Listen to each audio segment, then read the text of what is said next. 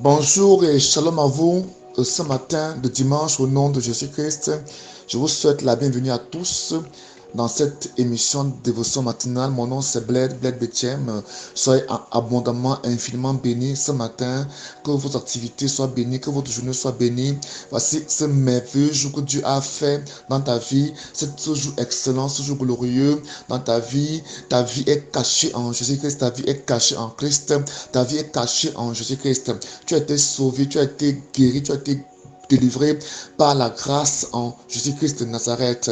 La Bible déclare que Dieu a voulu réconcilier tout ce qui existe dans les cieux et sur la terre en Jésus-Christ. Dieu a voulu créer un nouvel univers. C'est ce qui est écrit dans le livre de Colossiens chapitre 2 à partir du verset 20. La Bible déclare que et c'est par lui qu'il a voulu réconcilier avec lui-même l'univers tout entier, ce qui est sur la terre et ce qui est au ciel, en instaurant la paix par le sang que son fils a versé sur la croix. Donc ici la Bible nous montre que Dieu a donc créé univers, un nouvel univers qui est constitué des choses créées dans le ciel et de celles créées sur la terre, qui sont unies et créées en Jésus-Christ. Donc Jésus-Christ est cet univers, est cette planète, est ce monde dans lequel réside l'ensemble de tous ceux qui ont accepté le sacrifice de Jésus-Christ. Jésus-Christ peut avoir fait toutes ces choses-là, mais si nous nous acceptons pas, cela demeurera vain pour nous. Cela n'aura pas de la puissance dans nos vies,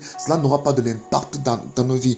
Bien que Christ est venu accomplir toutes ces œuvres-là, nous avons vu pendant plusieurs jours, pendant plusieurs mois, pendant plusieurs semaines, l'œuvre achevée, l'œuvre complètement finie que Christ a accomplie sur la croix du Calvaire. Alors, pour avoir accès à cette œuvre-là, nous avons compris qu'il faut avoir de la foi. Il faut juste avoir de la foi, accepter cette œuvre-là pour qu'elle ait son accomplissement dans ta vie. Nous avons vu que cette œuvre-là, lorsque tu l'acceptes, ces paroles, lorsque tu l'acceptes, cette parole qui est appelée encore la bonne nouvelle, quand tu l'acceptes, elle transfère en toi la vie, elle transfère en toi la paix. Nous avons appris que la Bible dit que Christ nous a arrachés du pouvoir des ténèbres. Il nous a arrachés du pouvoir des ténèbres et nous a transférés dans le royaume de lumière. Il a aussi dit, on a aussi vu que dans Colossiens 2, verset 15 à 16, que Christ nous a, n'est-ce pas, délivrés. Il nous a délivrés, il a annulé tous les actes qui établissaient nos manquements à l'égard du standard que Dieu voulait pour nous. Jésus-Christ est venu détruire ça afin d'établir l'amitié. Il a brisé, détruit l'inimitié.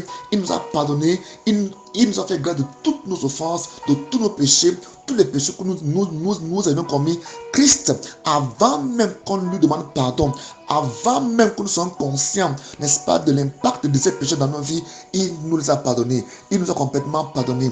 Donc, et aussi, la Bible dit que il nous a affranchis, il nous a délivrés, il nous a guéris, il nous a délivrés des malédictions, il nous a guéris de toute maladie, il a ôté de nos vies tout démon. Tout ça, c'est Jésus-Christ l'a fait afin qu'aujourd'hui, ceux qui croient en lui expérimentent tout cela, toutes ces choses qu'il a, n'est-ce pas, acquises et qu'il a donné à ceux qui croient. Donc, croire en Jésus-Christ, n'est-ce pas, revient à accepter son œuvre. Beaucoup de personnes ne croient pas en cette œuvre, ils croient à une œuvre partielle. Nous devons croire à l'œuvre complète de Christ, parce que la foi, le fait de croire te donne l'accessibilité à ce à quoi tu crois. Donc, si tu crois à une œuvre partielle de Christ, l'œuvre complète de Christ ne pourra pas avoir de l'impact sur toi, parce que ta foi est limitante. Ta foi est un facteur limitant. Donc ta foi ne peut te donner accès qu'à ce que tu peux voir, percevoir et recevoir en Christ. Voilà pourquoi Paul, dans Éphésiens chapitre 1, dans Colossiens chapitre 1, va toujours prier et demander aux Éphésiens et aux Colossiens de prier afin que Dieu leur révèle l'œuvre même qu'il a accomplie pour eux en Jésus-Christ à la croix. Parce que lorsque le Seigneur te révélera, c'est quoi, il parlera, n'est-ce pas, plusieurs fois de demander à Dieu un esprit de sagesse, qui c'est une compréhension entière dans l'œuvre de Christ, une compréhension complète dans l'œuvre de Christ. Voilà pourquoi aussi Dieu a établi des pasteurs, des prophètes, des docteurs, des apôtres et des évangélistes dont le rôle est d'expliquer, est de détailler, est d'apporter la connaissance complète de l'œuvre achevée de Christ à la croix du calvaire. Beaucoup de choses que nous vivons sur le plan négatif en tant que chrétiens sont enracinées dans l'ignorance, dans notre ignorance expresse de la connaissance complète de l'œuvre de Jésus sur la croix du calvaire. Donc, comme nous ne connaissons pas réellement ce que Jésus-Christ a accompli sur la croix, comme nous avons une connaissance partielle, alors nous jouissons des bénédictions de manière partielle. Or, ces bénédictions sont inouïes. Donc, c'est pourquoi Paul demande que nous prions. Parce que ce n'est pas la prière que Dieu, n'est-ce pas, nous fera grâce en augmentant notre compréhension, en augmentant notre entendement, afin que nous puissions comprendre même de quoi il est question, ainsi de croire en ça et de réclamer. Parce que lorsque tu vas croire, lorsque tu vas comprendre, cette œuvre-là, cette œuvre accomplie, cette œuvre complète de Christ sur la croix du calvaire, tu feras des prières idoines. Tu feras des prières qui vont dans ce sens-là et tu recevras ces choses. Mais quand tu ne comprends pas ça, tu ne peux pas recevoir, parce que la prière vient d'abord de la compréhension de ce que Christ a fait. Donc tu vas prier et demander ce que Christ t'a donné. Amen. Et par la prière, tu recevras. Par la prière, tu recevras. Voilà pourquoi nous devons constamment lire ces textes, ces livres de Éphésiens, de Colossiens, de Philippiens. Ce sont de très très bons livres au travers desquels tu as accès, n'est-ce pas, à l'œuvre complète, à l'œuvre achevée de Christ sur la croix. Une bonne partie des livres de Paul adresse beaucoup, n'est-ce pas, de critiques et de réprimandes à beaucoup d'églises, mais il y a d'autres livres dans lesquels Paul, n'est-ce pas, adresse des encouragements et il exprime, n'est-ce pas, dévoile, n'est-ce pas, l'œuvre complète de Christ. Par exemple, on voit ici dans le livre de Colossiens 2, verset 15, la Bible dit que Jésus-Christ a désarmé de manière complète et définitive toute autorité, tout pouvoir, toute puissance, et il les a donnés publiquement en spectacle après sa mort à la croix. La Bible dit qu'il les a traînés dans son cortège triomphal après sa mort à la croix. À cette époque-là, il était de tradition que lorsque un royaume entre en guerre avec un autre royaume et qu'il obtenait la victoire, il traînait, n'est-ce pas, ce roi-là avec tous ses généraux dans un cortège triomphal dans cette ville-là même. Donc ce texte est basé sur les traditions de l'époque pour faire comprendre quoi? Pour faire comprendre aujourd'hui que ces puissances-là n'ont plus de la terreur pour nous, ne doivent plus nous faire peur parce que Christ nous a affranchis. Cela doit nous montrer que nous devons avoir l'assurance et réclamer notre délivrance et réclamer notre salut et réclamer notre guérison.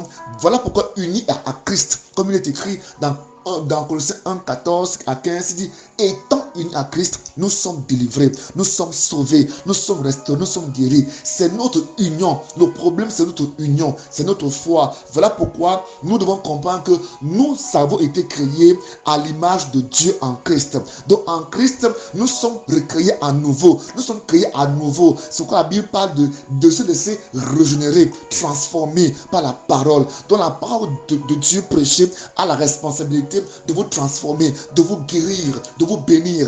Oui, les guérisons physiques sont bonnes, mais elles ont des dates de péremption, parce qu'aujourd'hui tu peux être guéri du VIH, demain tu peux encore être malade, mais quand la connaissance est là, cette connaissance qui est la parole de Dieu va sous-tendre, va nourrir ta guérison, et quand tu seras malade, la même parole te guérira. Donc aujourd'hui, ce matin, Dieu veut que tu comprennes, n'est-ce pas, que tu dois avoir accès aux choses précieuses, aux grâces précieuses, aux richesses précieuses qu'il a renfermées en Christ, qui sont dans sa parole.